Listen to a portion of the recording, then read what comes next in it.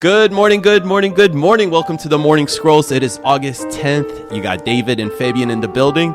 Ready to scroll, my friend? We are ready to scroll. There's a lot of news. Good morning. This is Fabian. If you're listening, this is the Morning Scroll, and it has been a very eventful last few days.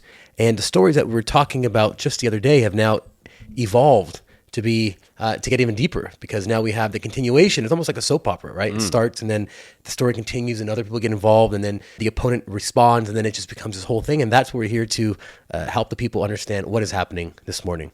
Yeah, we take them through a journey. They join us on Monday morning, and by Friday we have a fully developed story for them already, which is, I think we'll get into that Elon Musk story, because throughout the entire week we've been talking about the riots that are occurring throughout the UK. Yep. And Elon Musk has been one of the loudest voices to try and make sure that the people in the UK are informed and have a platform to speak out, especially against the government, because the government is trying to do some crazy stuff there. So Fabian, take us through it, man. Yeah, there has been some riots that started not long ago, last week or so, because of a person who killed kids with a knife. People got extremely mad, and now the culmination of everything that they have wanted to have happen is happening. Riots, civil unrest, protests. But instead of the British police and the British government helping the British people, they're actually siding on the side of the protesters, and they are now arresting British citizens who are posting or retweeting anything online that they consider incitement to violence or bad for the protest or bad towards the government. So they are literally imprisoning people left and right, old and young, female, male, all because the government is on its mission to make sure that no one says anything that they don't like, any misinformation or disinformation, which they deem it themselves. They're the ones who determine whether they think something is mis or disinformation. And listen, I don't know what's going to happen with England. We've never seen something like this before in the modern times. And, I don't know what happens, but I'm really pulling from them. It's scary, and it makes you realize just how important these individual rights that we have here in the United States. Like, thankfully, we have a constitution and a semi-normal justice system that still recognizes these individual rights that we have, because the UK and majority of Europe, or all of Europe, they don't have freedom of speech like we have here in the United States. I saw the Breakaway account post today that a judge sentenced a man for 20 months in prison just because of something that he posted online. And they, without any standard or anything like that, they can just say whatever you said was misinformation or it's part of hateful speech. You're targeting certain individuals, and we're going to put you behind bars for 20 months for just something that you posted online. Again, this person didn't post anything that was a direct incitement of violence or anything like that. It was just their personal opinion. Yet they're locking people up for that in the UK, which is absolutely crazy. And Fabian, the last couple of days, you've been showing me what the UK government's official Twitter account is posting. It's posting these memes essentially threatening the public to essentially shut up or we're going to put you in jail. Yeah, when it comes to freedom of speech, it's been on attack for a very long time. In Canada, they had the C-16 bill, and I believe 2017-ish basically says that if you misgender someone, it could be a criminal offense. And that was the first kind. That's when Jordan Peterson got involved, and he got extremely popular because he was like, no, you're not going to compel my speech, because compelling speech is the same as not having freedom of speech. So they've done it in Canada, where they can fine you and jail you possibly, depending on what you say. Then they tried it here, in California, where there was a bill, AB, I forget the name of it, that would have fined you specifically through the media companies, social media companies, for posting misinformation or disinformation. It didn't pass, as far as I know. Things may have changed. That was a few years ago. Now they're doing it in the UK. And these countries, Canada, the UK, every single country other than basically America, doesn't have a First Amendment enshrined in their own constitution, where it's freedom of speech. Because you have no freedom of speech, you don't have true freedom, because that's all this is. This entire concept of having personal property and becoming your own person, it only works, the entire system only works if you can say whatever you want and follow whatever religion you want and be safe in doing that. It's pretty crazy. But again, I'm so glad to see somebody like Elon Musk actually speaking out against this stuff and shining light on this stuff for people around the world that may not know about stuff like this happening across Europe, specifically now in the UK. Because again, it's just an outrageous idea that you can somehow be sentenced and then put in prison for simply expressing your opinion or assembling, and again, in a non-violent way. It's just wild, honestly. Wait, here's a crazy stat that I saw, and I can't verify this, but it says arrest for social media post. The UK, 3,300. Yep. Russia, 411. And I thought Russia was supposed to be the authoritarian, no free speech, bad guy. But here we are in the UK, and they're helping the protesters protest, not helping, but by default, because they're not doing anything to stop them. They're allowing it to happen, and they're jailing the people who are counter-protesting the fact that their country's being overrun and taken over. I mean, Tim Walz, Mr. Communist himself, well, I think he told me that he implemented a law or a rule where they play, what was it, in Minnesota, through the loudspeakers. Oh, so they basically, the prayer, right? The Muslim prayer. Yeah. They allow the Muslim prayer to be, to be played across the speakers across whatever city that, that they ask for it to happen. Yeah. What's crazier too, to go back to the restriction of our rights and whatnot, is Tim Walz actually while he was governor in Minnesota during COVID, opened up a hotline where you can literally, if your neighbor is not social distancing or whatever, you can call in and say, hey, my neighbor is not following these protocols. It's just more and more of these characteristics of trying to, take away all the rights that you can possibly have. Yeah. Now, Elon Musk is in on everything happening because he tweeted, support freedom of speech in the UK. This was yesterday at 1:27 p.m. and it has over 40 million views. And some of the comments, and I want to read you some of the comments because they're very interesting. The first and the most liked comment said, you'd think that free speech would be the key position where Western democracies proudly set themselves apart from communist, fascist, and totalitarian regimes of the past. Like, you would think that that'd be one of the things that defines a Western-style society, a Western-style sovereign nation, the fact that we don't do that. We don't shut your mouth like the Chinese do. We don't come after you like other societies do. We're not a theocracy. We are a Western advanced civilization, and you would think that that's what they would go after, but they're not. Another one says, Noam Chomsky. It's a quote by him. It says, if you don't believe in the freedom of speech for people you disagree with, then you don't believe in the freedom of speech at all. Like I said, I don't know where we go from here, but when you have Kevin Sorbo commenting on Elon Musk's status saying they don't have it, freedom of speech, because they gave up their guns.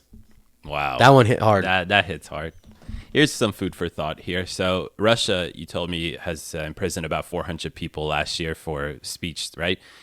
Majority of the times we always laugh about this. You can't protest the war in Ukraine in Russia. You can't even hold a piece of blank paper in Russia, right? Yep. Because Putin has the ability, first of all, to implement such harsh laws, but also there's a reason why he wants to do that. He wants to make sure that there's a certain narrative regarding the war, or for them, it's a military operation. So you have to think about it. What is the UK trying to hide by imprisoning individuals for expressing their speech or their thoughts about perhaps illegal migrants causing trouble in their cities? Because Russia has a reason why they do this. Everybody always has a reason why they censor speech. What is the UK trying to accomplish here? And it's, this stuff, obviously, on a larger scale where this all goes towards. But I'm just trying to draw the similarities here, because when one country wants to censor speech, that means that when the UK seems like a good country wants to do the same thing, you got to understand that there's a dark agenda behind it. Well, and also this is a test run, right? They just started doing this in mass. I know they've done it here and there, but this is the first time we've seen it done in mass, where there's riots, protesters, counter-protesters. This shows me that they're preparing for whatever is next to come. Because if you implement this rule now and you scare people into shutting up, then what you do later on means that the people are going to be too scared to even speak out against that.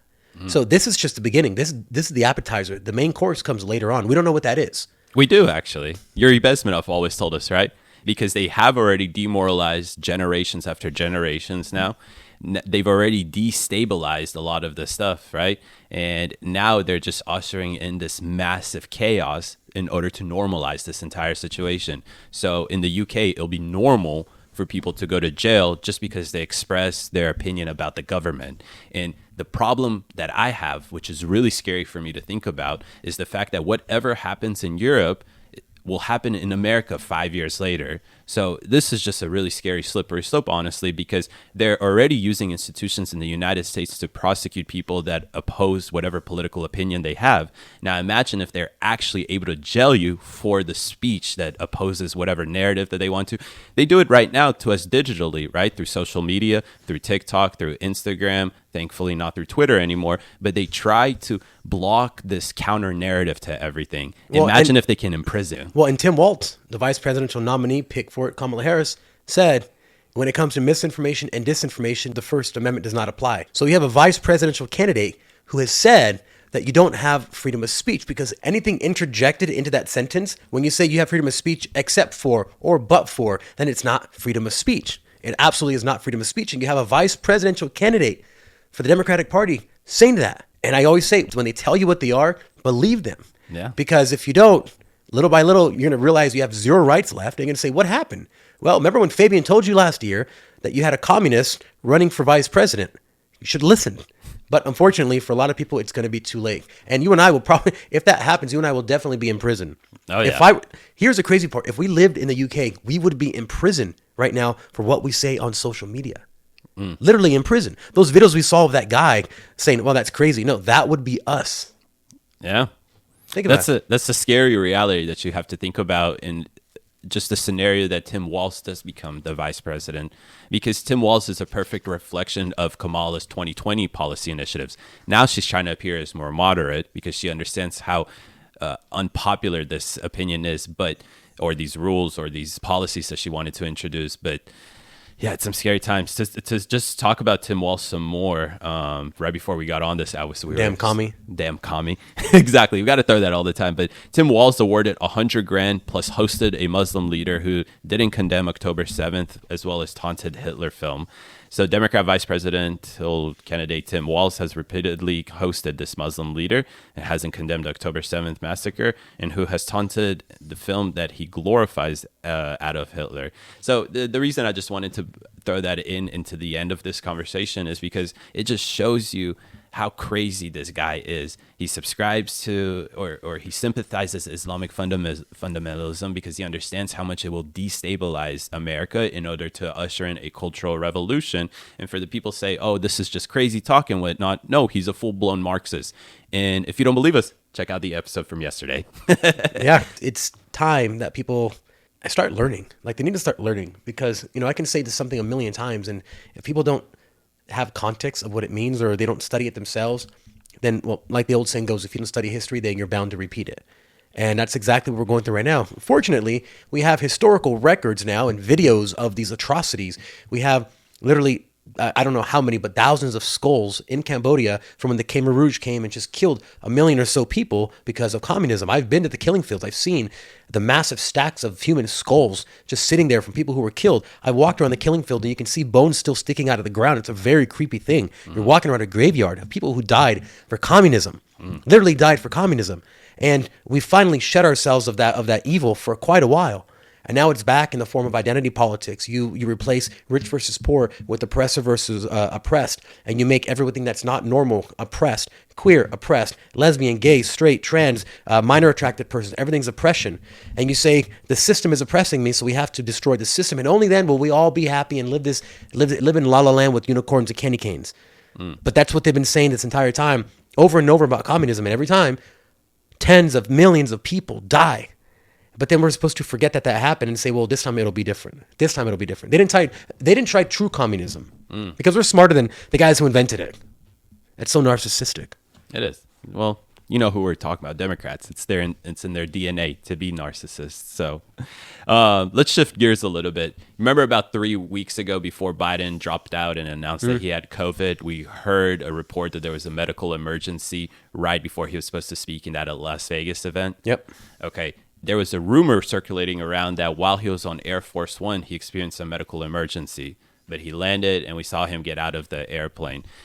What we didn't see is what happened in the motorcade ride on the way to some Las Vegas center. So this is Sebastian Gorka. He tweeted this. He retweeted a report that was released that Las Vegas police recordings released from Biden's medical event and Code 3 transport. So essentially, I'll just briefly read this. Audio from Las Vegas's police department detailed President Biden on July 17 was released on Friday, which obtained recordings through the Freedom of Information Act. Those recordings confirmed the reporting that Biden was first headed to These recordings first confirmed that Biden was on his way to the University Medical Center, a trauma center, after he suddenly canceled a speaking engagement due to illness, then suddenly diverted directly to Harry Reid International Airport.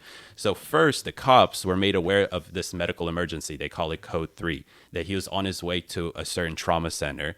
About 5 minutes later, the cops received that, never mind, he's actually heading to Harry Reid Center across the country.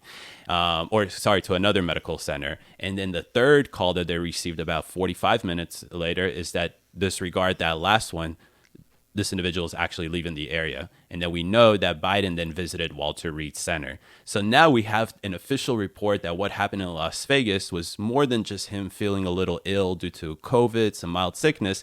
There's probably a significant event that occurred. A couple of days later, we know that he came out and said, I have COVID. And then a couple of days later after that, he dropped out of the race. So I wonder how much of that factor of what happened in Las Vegas has to do with the fact that he dropped out. Donors pressured him to drop out probably after receiving that news. His best buddy Obama probably pressured him to drop out of that news. But it's crazy. And the main thing to me that I hate the most is that they taunt this to be the most transparent administration ever. They don't come out. They don't have press. Well, the other most trans. They are the most trans. That's administration. I don't know about the parents. Doesn't look like they have a lot of kids, but definitely are the most trans administration. Damn right. Yeah. But yeah, I was scrolling and I saw that and I figured, if Sebastian Gorka tweeted that, then I kind of trust this. That whole situation is very fishy, as is the attempted assassination on Donald Trump, which we still really don't have any information on. And they're doing an investigation where the people actually know more than the Secret Service, apparently, because the Secret Service chief who resigned finally basically said nothing. So that's, there's always foul play involved at that level, or threats of foul play. I like how Trump said, he goes, Obama, he said something to the effect of, I feel bad for Biden. I don't like the guy, but I don't want him to get ousted when he's literally still in office and be essentially having a bloodless coup, which is what I believe happened. Can I be honest with you? I really feel like that there was a whole plan behind this and that Trump and us as Republicans fell for the trap. So Trump was beating Biden like crazy. Everybody was looking forward to the debate, knowing that Trump is going to absolutely mop the floor with Biden. Biden accepted that debate way before he was the official nominee as the Democrat nominee for president, way before the convention. They needed a way out of Biden without just removing Biden. Oh, absolutely. So they used the debate performance as an excuse to get him completely out of the race. Now I think back at it, if Trump would have only waited maybe to have that first debate late September, after the Democratic convention, after he was already the nominee, there wouldn't have been a way out. Even if there was a way out that late in the game, would have not done anything to try and do anything. Now, unfortunately, you have this huge enthusiasm for Kamala, although I think her honeymoon phase is running short now. But what do you think? Do you feel like this was a trap, essentially, and a plan behind the scenes by prominent Democrats to get Biden out of there successfully without it being too crazy for the public? Well, I mean, I think everyone knew that was the worst kept secret in politics, is that they wanted Biden out. Vivek's been saying this for over a year. He's like, Biden will not be your nominee. We've talked about it tons of times, and they definitely knew it because they had Kamala ads, or however you say her name. I know they call us a bigot on our TikTok lives because we don't say the name right, but they had ads coming out right away, so they were definitely prepared for it. I truly felt that Trump did as little as possible. Didn't give any new material away during the debate because he kind of knew, like, this guy's not going to last. Especially, and if it wasn't obvious already, when Biden started doing really badly, like 5 minutes in, Trump was probably like, "Oh yeah, I'm not using my good material on this." It's like a comedian, right? You don't want to use your brand new jokes that you've tested but are good at a small comedy club. You want to wait for your big debut or your big chance. That is very true, actually. So they definitely knew why he debated him so early. I don't know. I have told you that I believe the reason why they don't have Kamala speaking to the press, she's in no press conferences, they decline to take comments, is because she's not ready. And they're debate prepping her like crazy right now, probably a few hours a day. And they're asking their debate prep coach, is she ready for the debate on September 10th, which is supposed to be the first debate with her and Trump. If they say she'll be ready, they'll probably keep it. If the debate prep coach comes out and says she needs more weeks, they'll probably delay it. So that's personally, if I were working for her, that's what I would do. I wouldn't commit to a date before I knew my candidate was ready to go. So they're basically training her as best they can to not be whatever she is. I was about to say, isn't it crazy? But then I remembered who we're talking about. We're talking about Sheeps here. I was going to say it's crazy that they're supporting Kamala without knowing anything about her policies. You literally will go on her website, you'll go on her platform, anything Kamala for president, KamalaHarris.com. Zero policies whatsoever. That is insane. And they're still For a supporting presidential her. candidate. For a presidential candidate. Now, Hasn't spoken, hasn't released her policy, has not spoken, hasn't given a press conference or anything like that. and we know why. And Kevin O'Leary, we've heard him a couple times now the last few days come out to the airwaves and say why. The donors are absolutely happy about what's going on right now. She's getting a ton of money and she doesn't have to put forth any policy. And she wants to ensure that she doesn't put any policy to scare any moderates before that convention. After the convention, her honeymoon phase is going to die off because she'll start to speak to reporters. She's not too good when she's not scripted or in front of a teleprompt. Some of her worst performance that we've seen in the last 3.5 years have been in moments where she hasn't had an opportunity to be scripted or have a teleprompt. So it's absolutely crazy. Yeah, and Sorry. speaking, no, Did I get him? no, No, he'll be fine. I don't think he'll get the audio. Well, Go ahead. and speaking about Kamala Harris, this is something pretty funny. So they're declining all comments to reporters. So they're not answering any reporters' questions. So, violating report, it just came out, breaking. Kamala Harris's campaign reportedly declined a request for comment about when Harris will stop declining the media request for comments. Oh my God. This is So they great. literally, Idiocracy. it really is idiocracy. This is just ridiculous. This is the toughest nation in the world. This is who is running it right now. Imbeciles. Absolute imbeciles. I'm still waiting for the day that they come out and tell us to start spraying our plants with Gatorade because they'll hydrate them way more. I just can't wait for that That day. is one of my favorite movies. If you haven't watched, if you're listening and you haven't watched Idiocracy, you need to watch it. Yeah, and there's been a lot of these examples from Idiocracy implemented throughout like socialist countries, like in China with the Red Sparrow, or in USSR with their trying to figure out whether they can grow plants in Siberia. Like growing plants in Siberia, you can't even make a hole in the ground in order to grow them, but it's absolutely It's all that fun. permafrost up there. Right. That's insane. I just saw something funny. So Kamala's having an event right now in Arizona, and Harry Sisson is tweeting that there's still 3 hours until Kamala speaks in Arizona, but the venue is packed. Next tweet is that there's 20,000 people there, and that MAGA must be crying about that. But what's funny is that some people took a picture of the entire stadium, and as you can see, there's a lot of open blocked seats off there. But I don't understand why they play this. How many people come out to a rally game? Even when Trump does this, it's a weak point. It's not effective because at the end of the day, the only thing that matters is how many people come out to vote for you, not to the rally. Well, and we know that the Harris campaign has been outed for using AI Tell me more. to enhance their audience. And it didn't get community noted on Twitter, on X. And they ran through an AI generated an AI detector, and the AI detected that the crowd, I'm not saying all the crowd, but some of the crowd at one of her events was definitely AI generated. Imagine that. Well, I'm not surprised. You know, again, we're talking about the Biden-Harris administration, a bunch of individuals that want to have an illusion that everything is fantastic. Trust us, everything is good. So, of course, that they're going to take a picture of their rally and AI enhance it to make it look like there's way more people. I'm sure they try to make it look like there's more colorful people there, too. You're like, hey, that guy's not really black. He's white. Why'd you guys make him black? Right? Well, yep. Well, I hope you guys enjoyed this episode of The Morning Scroll. It is August 10th.